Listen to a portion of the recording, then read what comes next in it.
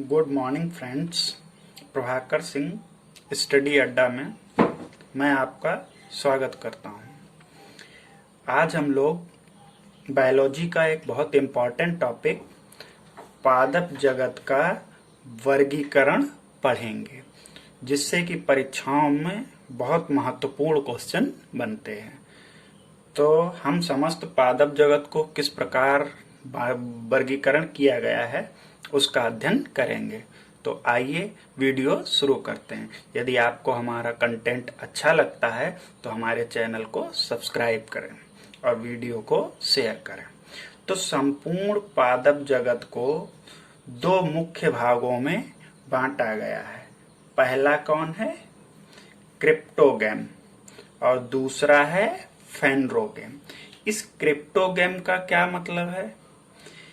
Cryptogam को अपुष्पी पौधे भी कहते हैं, अर्थात ऐसे पौधे जिनमें पुष्प सामान्य तौर पर प्रकट नहीं होते, उन्हें क्या कहते हैं? क्रिप्टोगैम। और फेनरोगैम, जिनमें पुष्प आपको बाहर दिखाई पड़ता है, उनको हम क्या कहते हैं? फेनरोगैम या पुष्पी पौधे। अब क्रिप्टोगैम को 3 भागों में बांटा गया। मोस्ट इंपॉर्टेंट क्वेश्चन यहीं से बनते हैं। पहला है थैलोफाइटा, दूसरा भाग है ब्रायोफाइटा और तीसरा भाग है टेरिडोफाइटा। थैलोफाइटा, ब्रायोफाइटा और टेरिडोफाइटा। अब हम जानते हैं कि ये थैलोफाइटा क्या होते हैं। ऐसे पौधे जिनका शरीर सुकाय होता है, सुकाय मतलब एकदम सरल होता है। इसको अंग्रेजी में थैलस भी कहते हैं। मतलब जो हम लोगों ने काई देखी है, एकदम वही होती है। मतलब इसमें दूसरा पॉइंट है, जड़, तना और पत्ती नहीं पाए जाते हैं। काई में क्या हमने न जड़ दिखती है, न तना और न पत्ती, तो इसमें जड़, तना और पत्ती नहीं पाई जाती है। तीसरी चीज है, संवहन ऊतक नहीं होते हैं। संवहन ऊतक क्या होते हैं? वे ऊतक जैसे जड़ों से जो जल लेके पौधे तक जाते हैं, और जाइलम और फ्लोएम इनको कहते हैं, इनमें वो सब नहीं पाया जाता है। इनके उदाहरण से पेपर में क्वेश्चन बनता है। कवक हो गए, शैवाल हो गए, लाइकेन हो गए और जीवाणु, ये सब उदाहरण किसके हैं? थैलोफाइटा के। तो ध्यान रखेंगे, कवक, शैवाल, लाइकेन और जीवाणु, ये चारों क्या हैं? थैलोफाइटा हैं। अब हम बात करते हैं ब्रायोफाइटा। ब्रायोफाइटा क्या होते हैं? पहला पॉइंट है, इन्हें पादप जगत का उभयचर कहा जाता है। मतलब ये पौधे जल और थल दोनों में रहते हैं। ये थैलोफाइटा सिर्फ जलीय स्थानों पर पाए जाते हैं, परंतु ये ब्रायोफाइटा जल और थल दोनों स्थानों पर पाए जाते हैं, जिसके कारण इन्हें पादप जगत का उभयचर कहते हैं। यह क्वेश्चन स्टेट पीसीएस में कई बार आया है। बात करते हैं, क्या इनमें भी संवहन ऊतक पाए जाते हैं? तो नहीं, इनमें भी संवहन ऊतक यानी जाइलम और फ्लोएम, ये दोनों नहीं पाए जाते हैं। इनका उदाहरण क्या है? मॉस। इसका उदाहरण क्या है? मॉस। अब तीसरा भाग है टेरिडोफाइटा। यह सबसे सरल स्थलीय पौधे हैं। मतलब ये मुख्यतः कहाँ उगते हैं? स्थल पर। ये थोड़े से इन लोगों से ज्यादा विकसित होते हैं। इनमें जड़, तना और पत्ती होती है।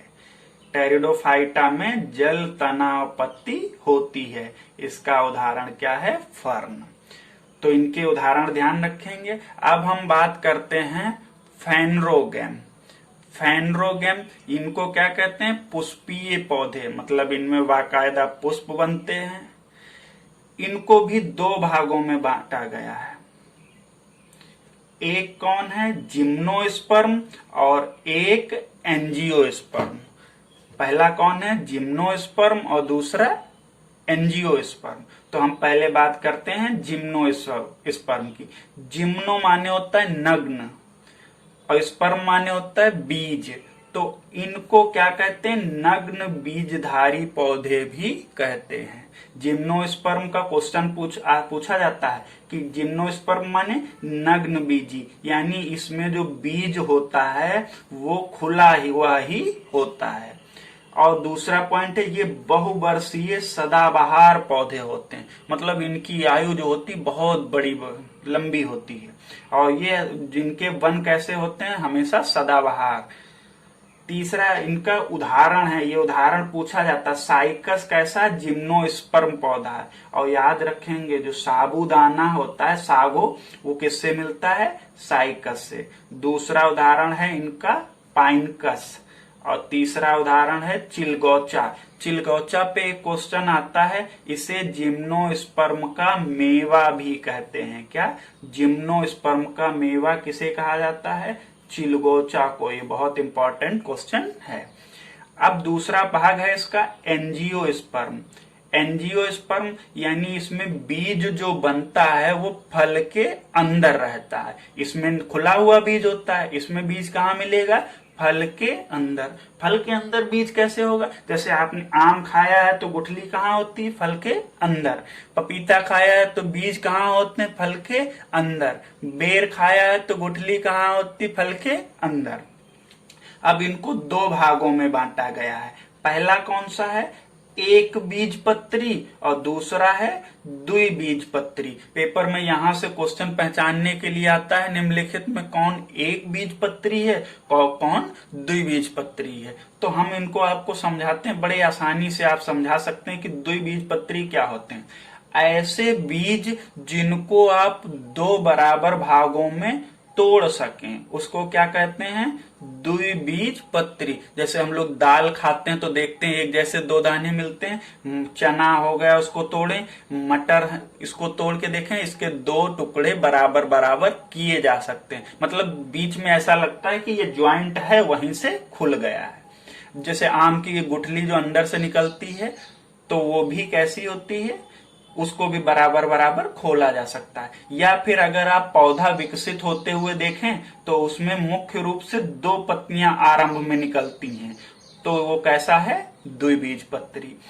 एक बीजपत्री क्या होता है, ऐसे बीज जिन्हें आप क्या करें, बराबर बराबर जो अपने भागों में ना खोले, उनको क्या कहते हैं, एक बीजपत्री। इनके उदाहरण ध्यान रखेंगे, गेहूं हो गया, मक्का, एक और होता है बांस। ये उदाहरण पेपर में पूछा गया।